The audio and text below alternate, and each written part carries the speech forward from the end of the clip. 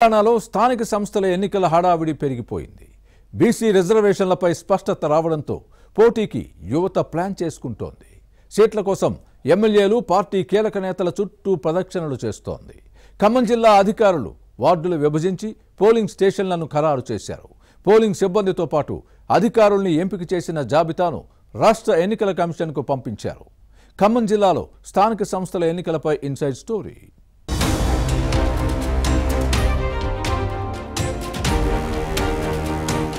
BC రిజర్వేషన్ల అంశంపై స్పష్టత రావడంతో తెలంగాణలో స్థానిక సంస్థల ఎన్నికల నిర్వహణకు ప్రభుత్వం సిద్ధమవుతోంది.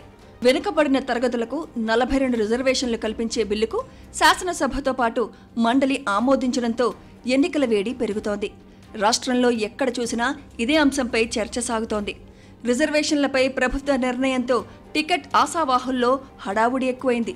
ఈ నెల 30లోగా స్థానిక సంస్థల ఎన్నికలు నిర్వహించాలన్న తెలంగాణ హైకోర్టు ఆదేశాలకు అనుగుణంగా పోలింగ్ నిర్వహించేందుకు ఏర్పాట్లు జరుగుతున్నాయి. ఎన్నికలపై అందరిలో ఉత్కంఠ పెరుగుతోంది. అధికార కాంగ్రెస్లో హడావుడి ఎక్కువగా కనిపిస్తోంది. ప్రతిపక్ష బీఆర్ఎస్, బీజేపీలో ఆ జోష్ లేదు. పోటీ చేసినా ఉనికి కాపాడుకోవడం కోసమే అన్నట్టుంది పరిస్థితి.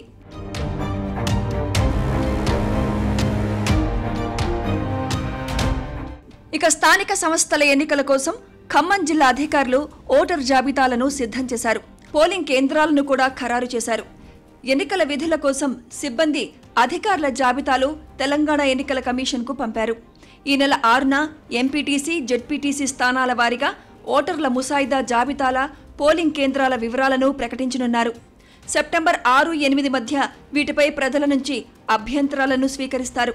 సెప్టెంబర్ 9న అభ్యంతరాలు, వినతులు పరిష్కరిస్తారు. ఈ నెల 8న జిల్లా స్థాయిలో కలెక్టర్లు, మండల స్థాయిలో ఎంపీడీలు, రాజకీయ పార్టీల ప్రతినిధులతో సమావేశం నిర్వహిస్తారు.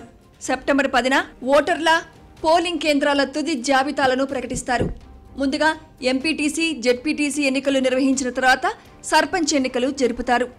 ఎంపీటీసీ, జెడ్పీటీసీ ఎలక్షన్స్ పార్టీల ప్రాతిపదికన జరుగుతాయి. గ్రామ పంచాయతీ ఎన్నికలు పార్టీలకు అతీతంగా ఉంటాయి. ఇక 6 ఏళ్ల క్రితం నిర్వహించిన పంచాయతీరాజ్ ఎన్నికల్లో ఖమ్మం జిల్లాలో 584 గ్రామ పంచాయతీలకు గాను 110 ఏజెన్సీ గ్రామాల సర్పంచ్ పదవులను ఎస్టీలకు రిజర్వ్ చేశారు. మైదాన్ ప్రాంతంలో ఎస్టీలకు 59, ఎస్సీలకు 120, బీసీలకు 58, ఓసీలకు 237 సర్పంచ్ పదవులు అప్పట్లో రిజర్వ్ అయ్యాయి.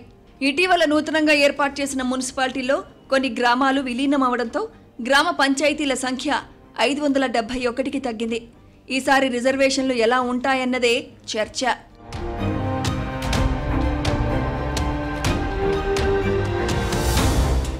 ఈసారి స్థానిక సమరానికి యువత ఎక్కువగా ఆసక్తి చూపుతోంది. సర్పంచ్ పదవులతో పాటు ఎంపీటీసీ, జెడ్పీటీసీ స్థానాలకు పోటీ చేయాలన్న ప్లాన్లో ఉంది. సీట్ల కోసం మంత్రులు, ఎమ్మెల్యేలు, ఆయా పార్టీల అగ్ర నాయకుల చుట్టూ ప్రదక్షిణలు చేస్తున్నారు.